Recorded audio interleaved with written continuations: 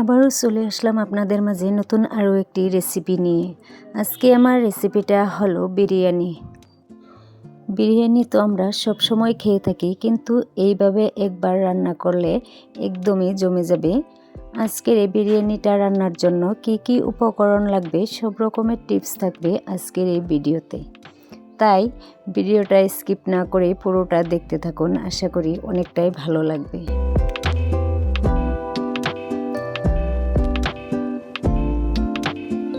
তাহলে চলুন বিরিয়ানির রেসিপিটা শুরু করা যাক।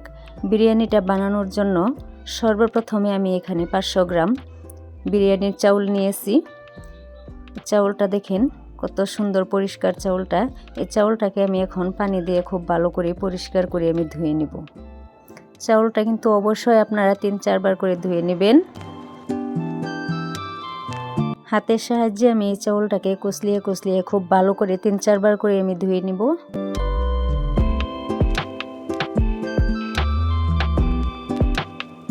তো দেখতেই পাচ্ছেন আমি চাউলটাকে কিভাবে পরিষ্কার করে ধুয়ে নিয়ে আসছি। দেখেন এভাবে পরিষ্কার করে চাউলটাকে ধুয়ে নিতে হবে। দেখেন চাউলটা কত পরিষ্কার হয়েছে। এখন আমি চাউলটাকে 10 মিনিটের জন্য সাইডে রেখে দেব। রেখে দিয়ে আমি চুলায় একটা সসপ্যান বসিয়ে দেব। এখানে আমি দিয়ে দেব সরিষার তেল। আপনারা চাইলে কিন্তু সাদা তেলও ব্যবহার করতে পারেন বিরিয়ানিতে। আমি আজকে সরিষার তেলটাই ব্যবহার করব। আর তেলটা গরম হয়ে গেলে আমি এখানে দিয়ে দেব কুচানো পেঁয়াজ। আমি 2টা বড় সাইজের পেঁয়াজ কুচি করে রেখেছি, সেটা আমি দিয়ে দিলাম। তো পেঁয়াজটাকে আমি নাড়াচাড়া করে এটাকে আমি অল্প লালচা করে আমি ভেজে নিব।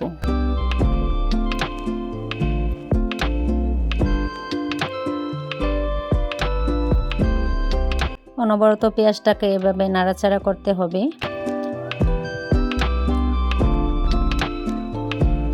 আর এখানে আমি দিয়ে দেব 2টো তেজপাতা। তেজপাতাটা দেওয়ার পর আমি এখানে দিয়ে দেব অল্প পেঁয়াজ বাটা। পেঁয়াজটা আমি বেটে নিয়েছি। এখন আমি নাড়াচাড়া দিয়ে সবগুলি একসাথে ভেজে নিব। এভাবে অনবরত নাড়াচাড়া করতে হবে, না হলে কিন্তু তলায় লেগে যেতে পারে।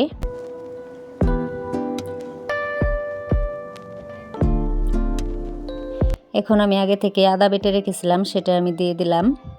দিয়ে আমি নাড়াচাড়া দিয়ে পেঁয়াজের সাথে মিশিয়ে দেব। এর কাঁচা গন্ধটা যতক্ষণ পর্যন্ত চলে না যায় ততক্ষণ পর্যন্ত আমি এটাকে নাড়াচাড়া দিয়ে ভেজে নেব।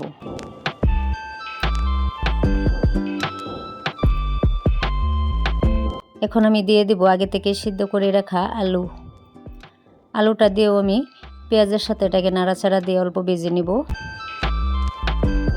আপনারা চাইলে কিন্তু আলুটা আরও পরেও দিতে পারেন, কিন্তু আমি এখনই দিয়ে দেব অল্প ভেজে নেব যেহেতু।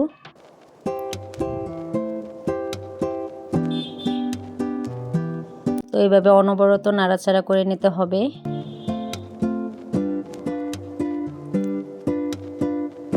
এই স্টেজে আমি দিয়ে দিব লঙ্কা গুঁড়ো। লঙ্কা গুঁড়োটা দেওয়ার পর আমি দিয়ে দেব হলুদ গুঁড়ো, আর এর সাথে দিয়ে দেব আমি জিরার গুঁড়ো। পরিমাণ মতো লবণটাও আমি দিয়ে দেব এখানে। সবগুলো একসাথে আমি এখন নাড়াচাড়া দিয়ে দেব। আর অল্প পরিমাণে আমি এখানে পানি দিয়ে দেব। পানিটা দিয়ে আমি নাড়াচাড়া দিয়ে মিশিয়ে দেব। এটাকে মিশিয়ে আমি খুব ভালো করে এটাকে কষিয়ে নেব।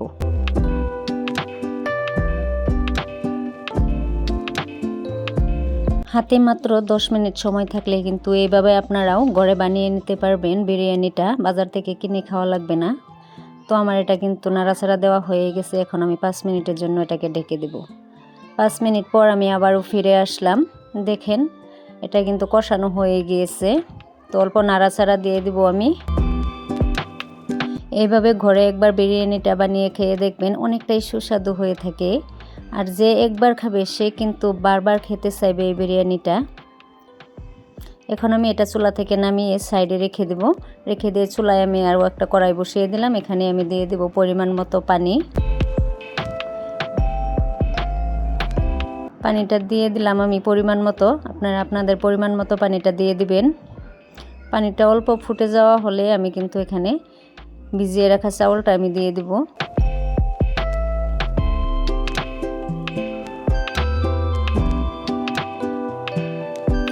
চাউলটা কিন্তু আপনারা অবশ্যই অল্প কুসুম গরম পানিতে দিয়ে দিবেন।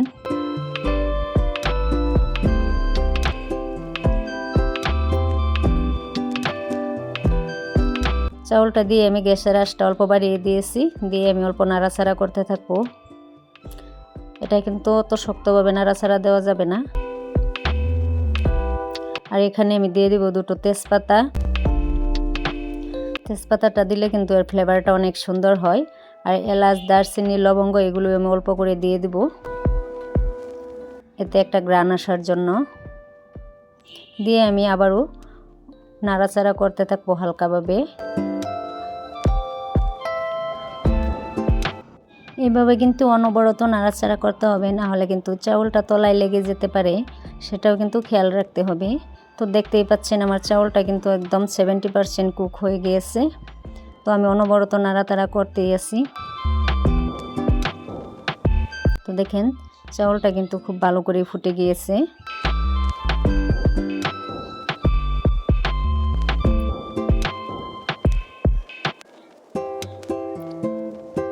তো এইভাবে চাউলটা দেখেন কত সুন্দর হয়েছে, একদম ঝুরঝুরে হয়েছে। এখন আমি উঠিয়ে নামিয়ে নিব। পানিটা অবশ্যই ভালো করে জোরে নামিয়ে নিতে হবে।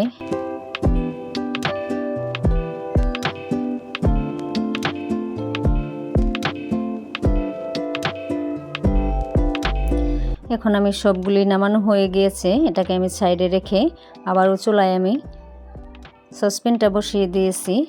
অল্প নাড়াচাড়া দিয়ে দেব আমি এটাকে।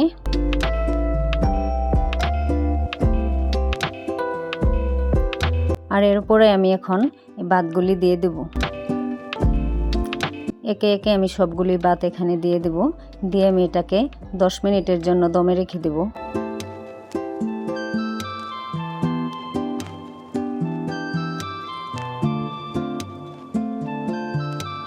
এইভাবে একবার বিরিয়ানি ঘরে রান্না করে আপনারা খেয়ে দেখবেন, অনেকটাই টেস্টি হয়ে থাকে। আর একদম ঝামেলা ছাড়াই আপনারা বানিয়ে নিতে পারবেন, সময়ও কম লাগবে। তো এটা আমার দেওয়া হয়ে গিয়েছে। এখন আমি 10 মিনিটের জন্য এটাকে ঢাকা দিয়ে রাখবো। 10 মিনিট পর দেখেন আবারও ফিরে আসলাম আমি। অল্প নাড়াচাড়া দিয়ে নিব আমি। দেখেন ভাতগুলি কত সুন্দর ঝুরঝুরে হয়েছে, এর কালারটাও কিন্তু অনেক সুন্দর হয়েছে। তো দেখতেই পাচ্ছেন আমি এখন একটা প্লেটের মাঝে নামিয়ে নিব।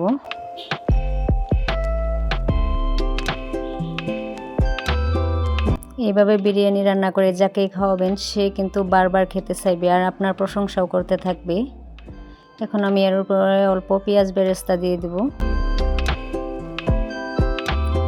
তাহলে আজকের এই বিরিয়ানির রেসিপিটা কেমন হয়েছে কমেন্ট বক্সে জানিয়ে দিবেন। আজকের ভিডিওটা তাহলে আমি এখানেই শেষ করলাম। আবারও দেখা হবে নতুন আরও একটা রেসিপিতে। সবাই ভালো থাকুন, সুস্থ থাকুন।